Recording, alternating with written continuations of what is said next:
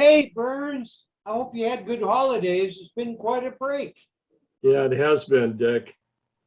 Good to see you again, and hope you had a nice holiday. We sure did. I had a great holiday and had the grandkids over and everything. It was great fun. Yeah, we had three of our six grandchildren, two of our three sons. It was just real nice. Well, we even had our great granddaughter over. Oh my goodness. I I'm embarrassed. I didn't realize you were a great grandparent. Oh, yeah, we got six grandkids and one granddaughter, No wonder you look so or old. great granddaughter. I'm So, teasing. what's new? Well, I've hurt my right knee. I got down and genuflected yesterday along with Nancy Pelosi, the 1 year anniversary of the greatest insurrection in American history. And I guess I stayed down too long and it was hard getting up. And I'm obviously being facetious because I have no use for Nancy Pelosi. I have no use for Joe Biden. Kamala Harris said that the January 6th, 2021, quote unquote, insurrection was as seminal an event in American history as the bombing of Pearl Harbor and the taking down of the Twin Towers in New York on 9/11. Oh, And I saw so, that. I saw yeah, it. so I think instead of locking up the so-called insurrectionists and throwing away the key, somebody ought to take Kamala Harris to the Tower of London and throw her into the darkest jail cell. I mean, I just can't believe the Democrats have done nothing for this country but tear it down. All the things that Trump accomplished in 4 years, Biden has undone in 1 year. And we could devote a podcast just to, going through and enumerating all those things. But here they are once again with yet another hoax they're trying to perpetrate on the American public, even to the point that they want to declare January 6th another federal holiday. And honest to God, if we have any more federal holidays, these bastards that don't accomplish a damn thing when they are at work, it will seldom be at work. I mean, private industry thinks long and hard on adding holidays as benefits. But the federal government at every turn, Sidney Poitier, a fine actor, died today, as you probably know. And it wouldn't surprise me simply because this fine actor was Black, that there's not a proposal from somewhere in the Democratic Party that we declare Sidney Poitier Day a federal holiday. I mean, that's kind of how it works. No substantive legislation, no advancing the cause of American enterprise, America's freedom, protection of our constitutional rights. They just foment nonsense. And anybody who thinks last January 6th was an insurrection must be blind. Nobody brandished a weapon. Nobody torched a building. No government office was taken over. In many instances, Capitol Police were allowing the demonstrators into the building. Now, I have said previously, Dick, and then I'm going to turn it over to you, that some people got carried away. And I'll talk about that a little bit later, but those that broke windows or forced a door open,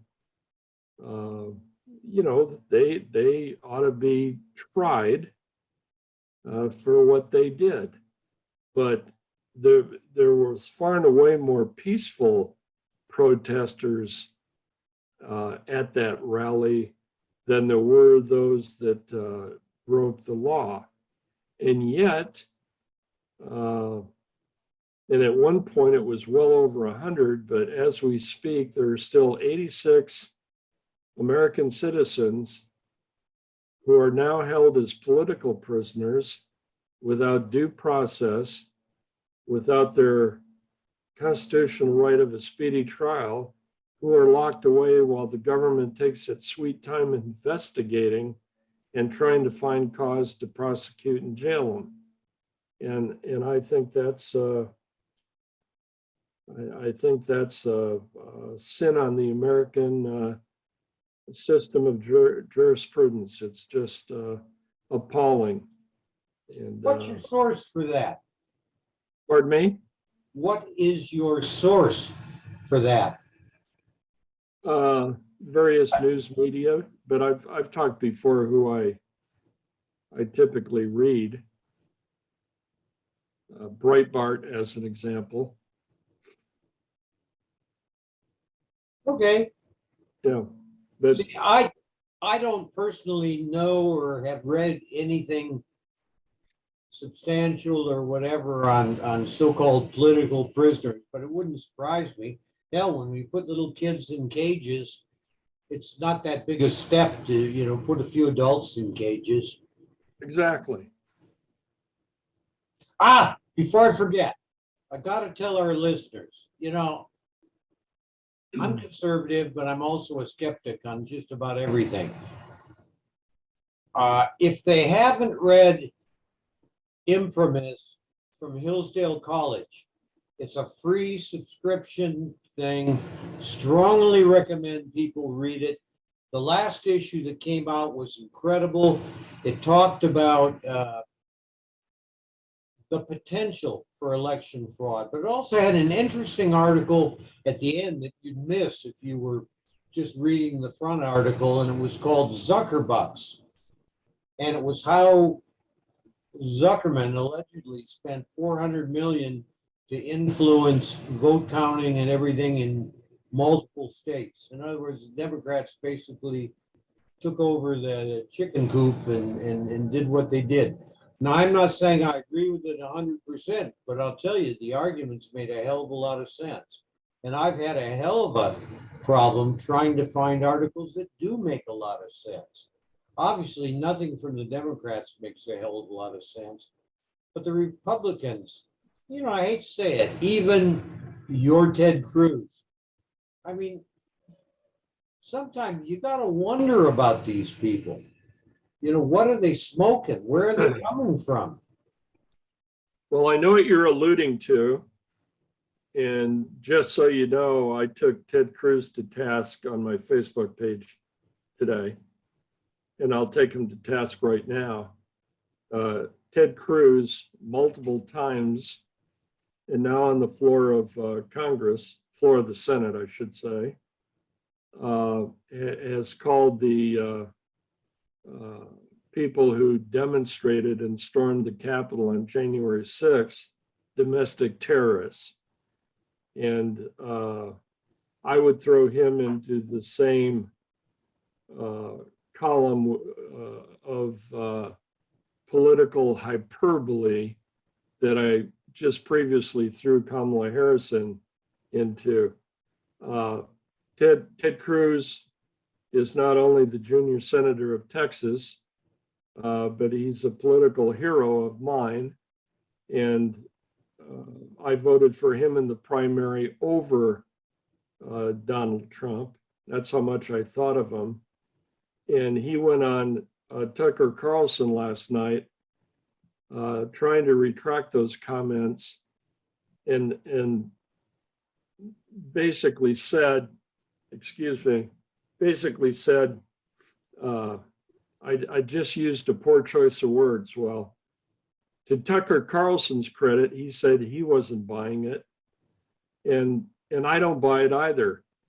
Ted Cruz is an accomplished attorney. He's argued cases before the Texas Supreme Court. He was a skilled and accomplished debater on the Harvard debate team. Some of the great law professors at Harvard have called him the best student they've ever had. This wasn't a slip of the tongue. He bought into the media, and he got caught. And I think he's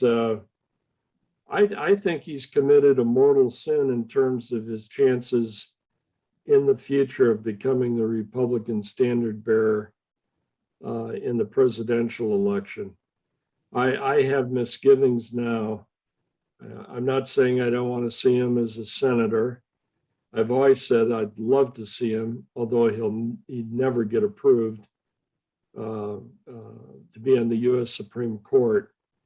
But as president of the United States, I'm not so sure anymore. I think right now that I would put DeSantis out of Florida head and shoulders over Ted Cruz. You have to know how to deal with this media, because the media is in lockstep with the Democratic Party. And Cruz, unfortunately, bought into this big lie that what happened on January 6th of last year was patently domestic terrorism. I'll tell you what terrorism is. That's what Antifa did last summer. That's what Black Lives Matter did last summer. And in the context of those two organizations, what the Democratic parties either directly supported or looked askance at. Hell, our Vice President, Kamala Harris, was out raising money to get BLM, some call them activists, I'd call them anarchists, out of jail. That's who we have installed as a Vice President of the United States. So if you can tell, Dick, I feel pretty strongly about this nonsense. And I'm in lockstep with you on your assessment of Cruz on the issue of January 6th. Well, the thing that gets me, and it's growing day by day, is the press. I'm trying to think of the guy, the Democratic newscaster on Meet the Press and a few others. What's his name? Geez, I don't know. They're all kind of one and the same to me. Yeah, well, what bothers me, and it bothered my wife, is that yesterday he went on a pontification on what we should think based on the news. And, I don't like people telling me what I should think. And it bothered my wife too. I don't care if you report the news factually, but don't tell me how I should interpret the news and how I should lean one way or the other. That's not a job of news. And yet that's the way news is. Now, I notice, oddly enough, Lester Holt lately has become really,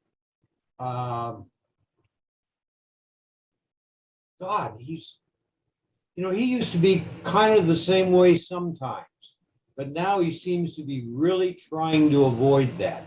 In other words, he's given the news, he's not giving his opinions, he's not telling me what I should think about what the news is. But that's part of the problem. I think if most Americans didn't watch the news, we'd probably be a lot better off.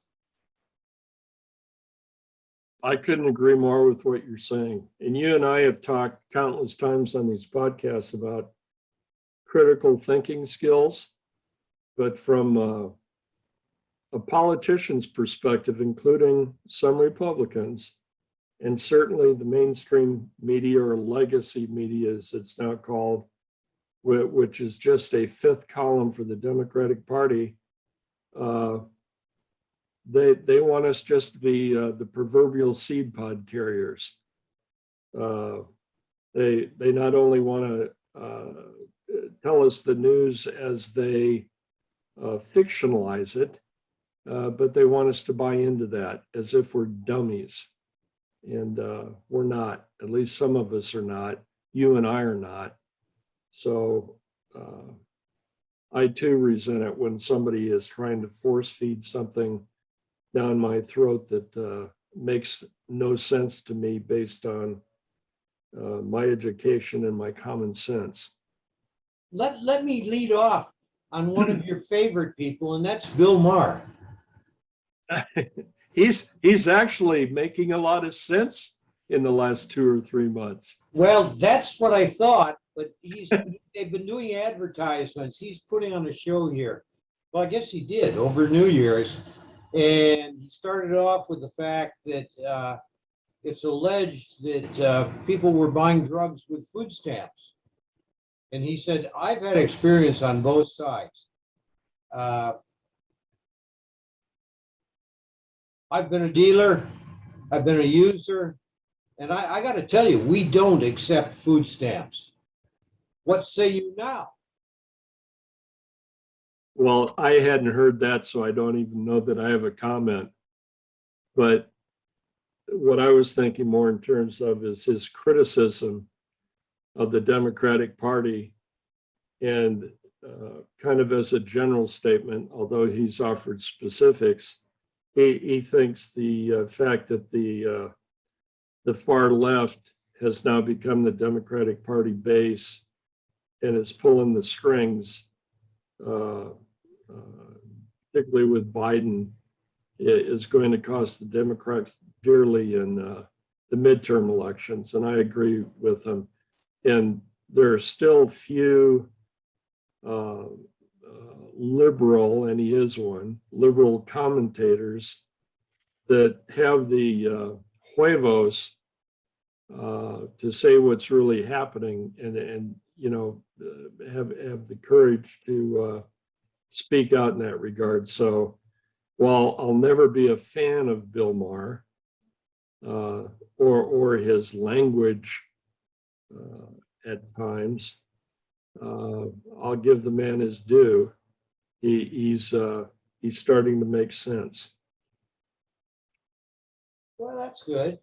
Now, that brings up another thought, and I didn't even know I had thoughts today, but brings up another thought. If there is the big turnover, everybody thinks, and the Republicans are going to sweep back into power, is that going to be good? Or are we just going to go back to the same stalemate we've had for the last 12 years? Well, now I'll give you a flash of my cynicism and see if it matches up with yours. Trump had the presidency along with both houses of Congress in his first 2 years in office. And he actually got more done in the second 2 years, or the second half of his first term. And so what I'm saying in that regard is, if the Republicans end up controlling both houses of Congress after the midterms, and then subsequently regain the Oval Office, that doesn't necessarily mean we'll get back on the right track. There are fine Republicans, but there are a lot of rhinos. Liz Cheney comes to mind, or Mitt Romney. So to your point, and I think your question was rhetorical, it doesn't necessarily mean a damn thing. I mean, one of my long-standing complaints is that the founding fathers never envisioned, nor did they incorporate into the Constitution a two-party system. A two-party system simply evolved, and that's what we have in the country. And I think in many respects, that's almost anachronistic. It's outlived its usefulness. it seems like the parties almost work in concert on a lot of things. And I don't know if I'm articulating this well, but third-party movements have typically failed in the US, but I think if there were a lot more sharp, educated, critical thinkers in this country, I think a third-party movement, even if it wasn't a long-standing third-party movement, would be healthy, and we'd get away from the typical nonsense of the Democrats and what I would call the lack of philosophical purity of the Republicans. Okay, and you were speaking about health, which pulls my chain on the COVID virus. Now, what I want to do, without pontificating too much, I want to give everybody a class on math. Now, we know that there are more cases. We think maybe Omicron won't be as deadly as the Delta or the original. I frankly think it's going to continue to mutate until God knows what happens. Maybe it'll become as common cold. Maybe it'll just go away. Sylvia Browne said, God, and it was a long time ago, that this virus would come in and just disappear. Well, it ain't disappeared yet. But what people need to do when they're looking at the figures, first of all, let me give you a couple of fallacies from one of my good friends who's a little off the rail. He's claiming that all the women that have gotten the vaccine have miscarried. He says that all kids that have gotten the vaccine, I don't know what kids he's talking about, but anyways, they're all now sterile. Well, first of all, when you start believing this BS, I strongly recommend you check the source and get it validated, number one. Number two, now here's where math comes in. In Hawaii, we've gone from less than 100 a month up to 5,000. I'm sorry, 100 a day up to 5,000 a day. And the sky is falling. Chicken Little has given up. But now let's look at it. Those cases are coming out of people being tested.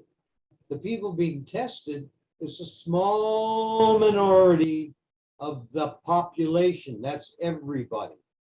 And just because a bunch of people getting tested are showing up positive doesn't mean that argument holds true for the whole population.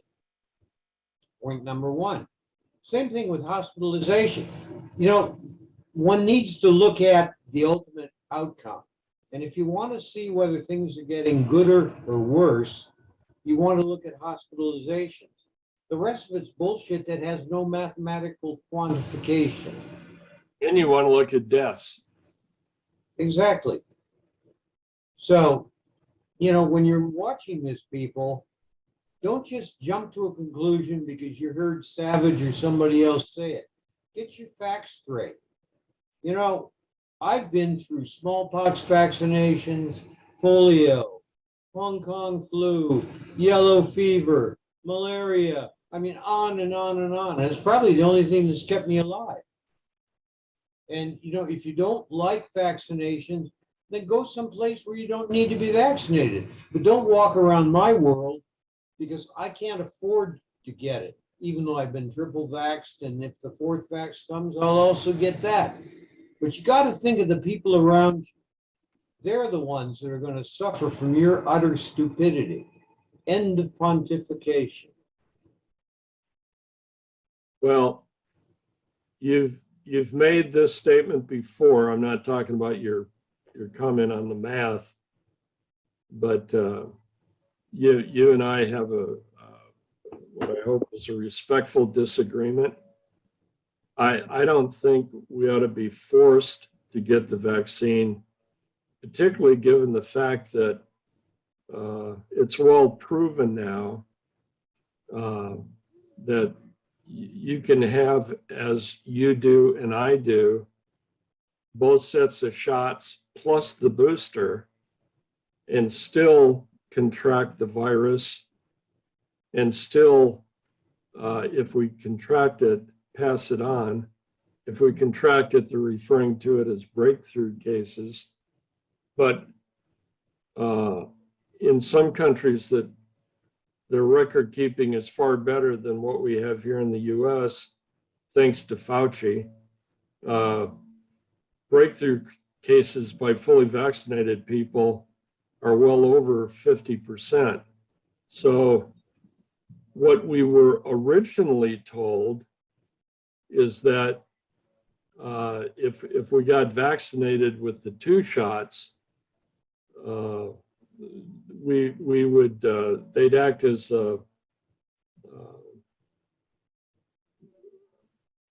what's the word I'm looking for, Dick? A deterrent. I don't know if that's the right word medically, but bottom line, we wouldn't contract the disease.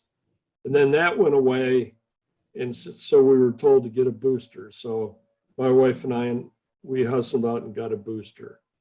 Now, the good news is that neither of us, to my knowledge, and we've been tested multiple times, has contracted it, but a lot of people have.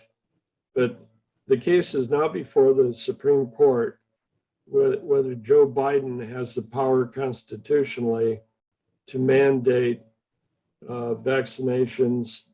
And I think this particular case right now, correct me if I'm wrong, Dick, has to do with private industry with over a certain number of employees must vaccinate. I don't think this case has to do with federal employees, but nonetheless, it's the government trying to dictate that we get vaccinated.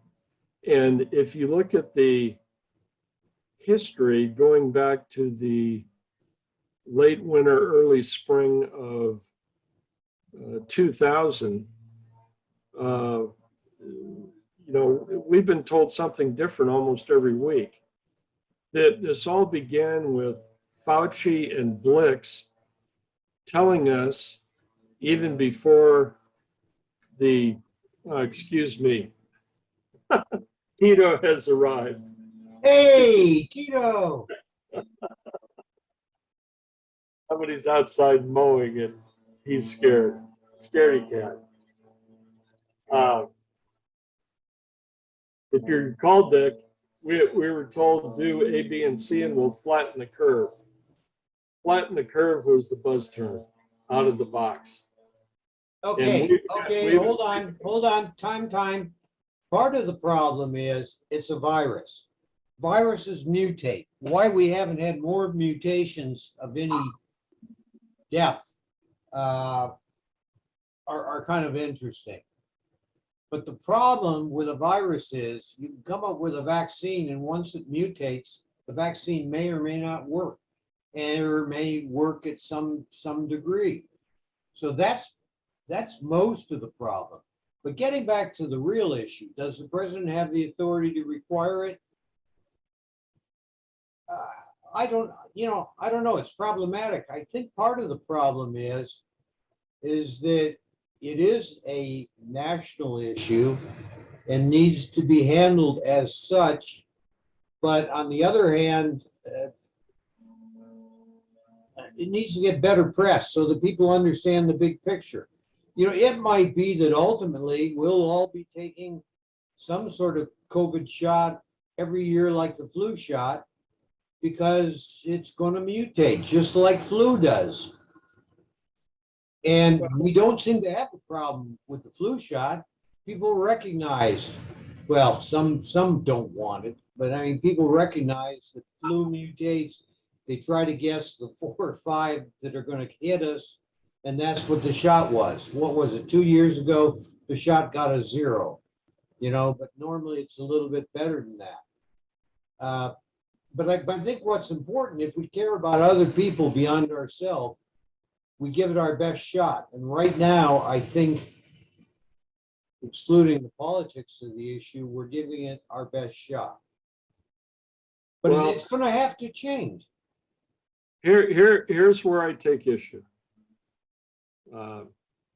Number one, and I don't know if this is a fair analogy, but I agreed with you that we shouldn't be told how to think. And for the same reason, I don't think we should be told how to think about our medical care. I'm for free selection of our doctors. I believe if we like a doctor, we keep him. If we don't like a doctor, we get rid of them. I believe that the patient should be involved in at least an understanding of how they're going to be treated and signal to the doctor that they're good with that, unless they're in a coma or something.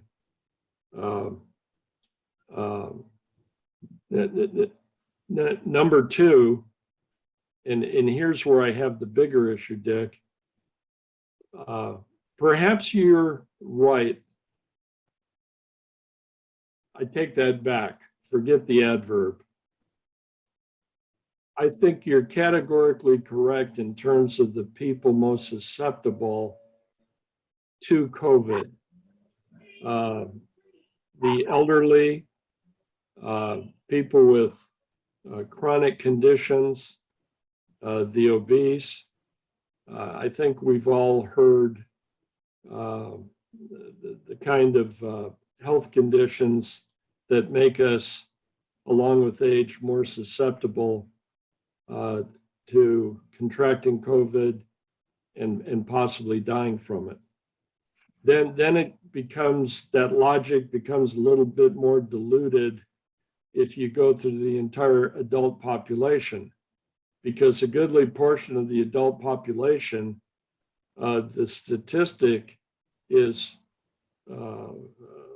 well above, I believe 99%, but let's say I'm wrong and it's 98% or 98.5%, will not die from contracting COVID. Where the logic about doing right by your fellow citizen, I think, completely falls apart is school-age children. Statistically, their chance of dying from COVID pales against riding a bicycle, riding in a car or a public conveyance, or even contracting the flu or the measles. So I guess what I would say to you is, if I were to accept